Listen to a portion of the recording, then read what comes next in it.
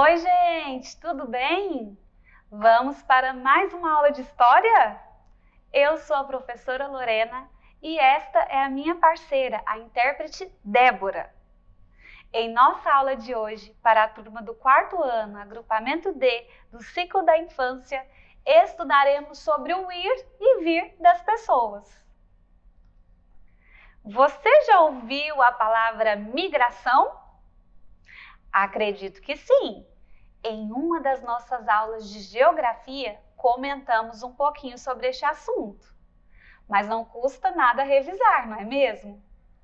Migração é o deslocamento de uma pessoa por um espaço geográfico. E isso não é um fato novo, não. Acontece desde o início da humanidade e tem contribuído para a sobrevivência do ser humano. O homem que migra o faz por alguma razão. E muitas vezes a sobrevivência de um determinado grupo social depende de seu deslocamento pelo espaço. Como, por exemplo, durante a pré-história, quando os primeiros seres humanos migravam em busca de alimento. E a migração pode acontecer por um período de tempo ou pode acontecer de forma permanente. Os primeiros movimentos de migração aconteceram partindo da África. Sabe-se que os grupos humanos, ao surgirem no continente africano, se dispersaram por diferentes caminhos ou rotas. Essa grande aventura fez com que o ser humano atingisse pontos muito distantes do planeta. A partir daí, a migração se tornou um movimento constante, que sempre tem ocorrido. Os europeus também realizaram muitos movimentos de migração. As grandes navegações europeias começaram no século XV. Isso aumentou em muito o movimento migratório. Com a migração dos povos europeus, houve um processo de trocas de hábitos e culturas que permanecem até hoje. Podemos citar o uso de temperos vindos da Índia, alimentos levados do continente americano à Europa, as línguas nativas e as trazidas pelos colonizadores, como a nossa língua portuguesa, que foi influência de Portugal. E você sabia que o Brasil é um país de imigrantes? Desde o início da colonização brasileira, quando os portugueses aqui chegaram, o país recebe muitas pessoas de todo o mundo.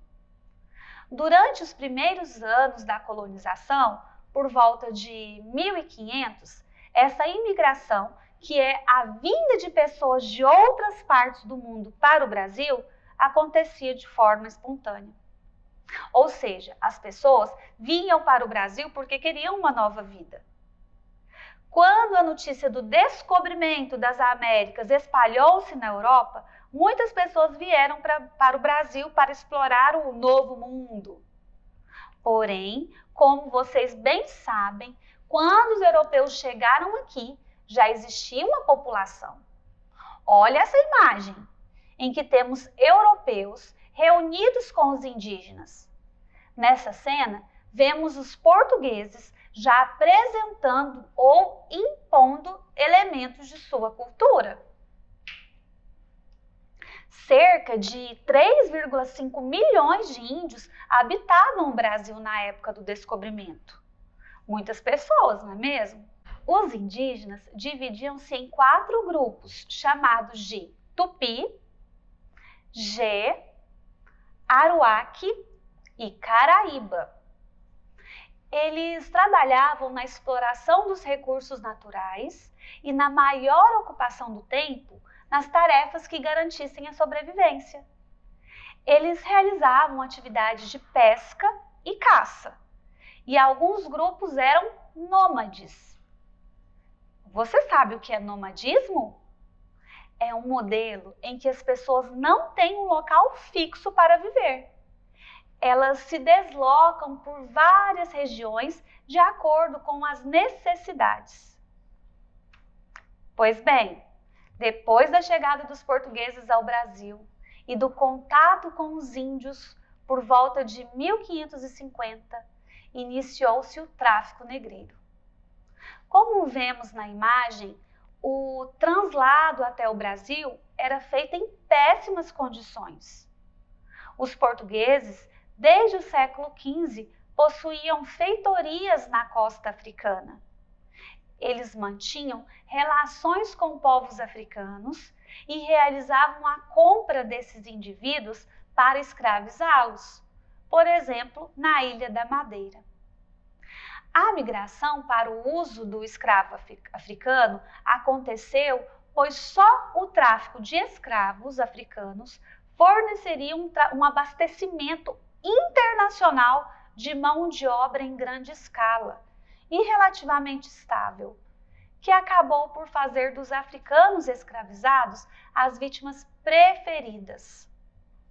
Assim, por meio do tráfico negreiro e ao longo de mais de 300 anos, cerca de 4,8 milhões de africanos foram desembarcados no Brasil. O trabalho dos escravos africanos, a princípio, foi utilizado para atender às demandas da produção de açúcar nos engenhos.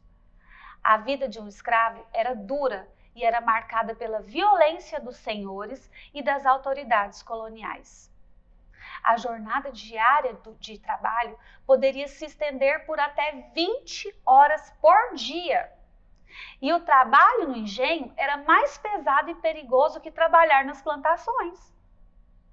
Nas moendas, local onde a cana era moída para extrair o seu caldo, eram comuns acidentes que faziam com que escravos perdessem mãos ou braços. Nas fornalhas e caldeiras, local de cozimento do caldo da cana, as queimaduras eram um acidente mais comum que atingia os escravos. Essa etapa do trabalho era tão dura que era reservada para os escravos mais rebeldes e fujões. E aí, a partir de 1808, vésperas da independência, instalou-se um permanente fluxo de europeus para o Brasil. No começo da década de 1820, muitos imigrantes suíços se estabeleceram na cidade de Nova Friburgo, que é estado do Rio de Janeiro. Neste mesmo período, os alemães começaram a chegar a Santa Catarina e Rio Grande do Sul. Estes imigrantes passaram a trabalhar em atividades ligadas à agricultura e pecuária. Já os italianos, que vieram em grande quantidade para o Brasil, foram para a cidade de São Paulo, trabalhar no comércio ou na indústria. Outro caminho tomado por eles foi o interior do estado de São Paulo, para trabalharem na lavoura de café, que estava começando a ganhar fôlego em meados do século XIX. Nas imagens, vemos a chegada dos europeus e também o documento de identidade da época. Já a imigração japonesa no Brasil teve início oficialmente em 18 de junho de 1908, quando o navio Kasato Maru aportou em São Paulo, trazendo 781 lavradores para as fazendas do interior paulista. Atualmente, o Brasil abriga a maior população de origem japonesa fora do Japão, com cerca de 1,5 milhões de pessoas. Os imigrantes japoneses introduziram novos cultivos, como o chá ou o bicho da seda, no campo brasileiro. Aperfeiçoaram a cultura da batata, do tomate e do arroz. Por isso foram chamados de deuses da agricultura. Também trouxeram religiões como o budismo, o shintoísmo, danças típicas e artes marciais como o judô e o karatê. Agora que já falamos um pouquinho da imigração de vários povos para o Brasil, vamos citar a origem das principais razões para a migração, que pode ser econômica, quando o migrante sai em busca de melhor qualidade de vida, empregos, salários, muito comuns em países ou regiões subdesenvolvidas. Cultural e religiosa, no caso de grupos sociais que migram para o local com o qual identifica, como os muçulmanos que migram para a Meca, a fim de facilitar a prática de sua religião. Políticas ocorrem com bastante frequência durante crises políticas, guerras, ditaduras, nas quais vários contingentes políticos migram de forma livre ou forçada para evitar os problemas de seu país. Exemplo disso são os refugiados sírios, que deixam seu país para fugir de uma guerra civil, que já dura muito tempo e contabiliza mais de 130 mil mortos.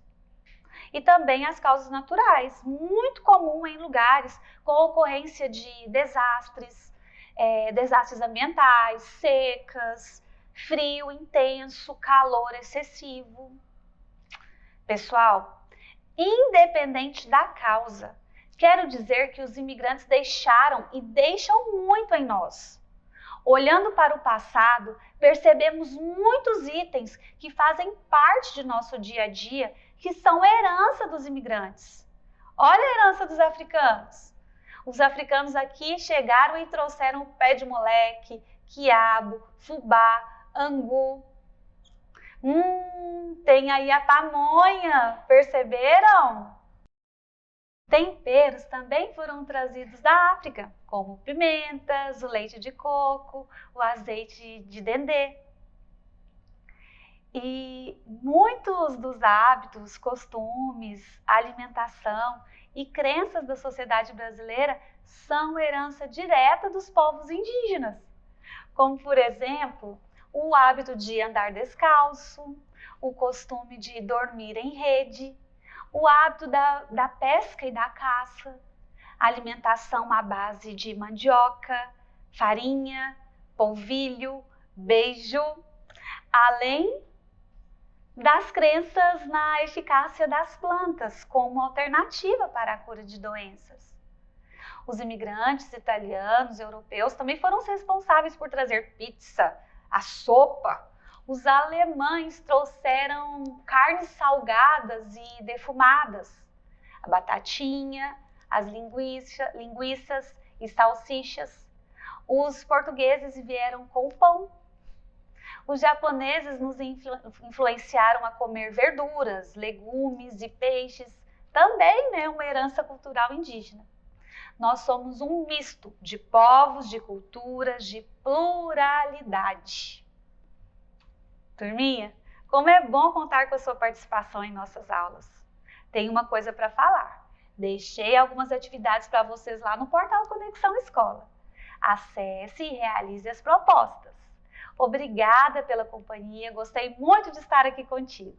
Receba o meu abraço e até mais. Tchau, tchau!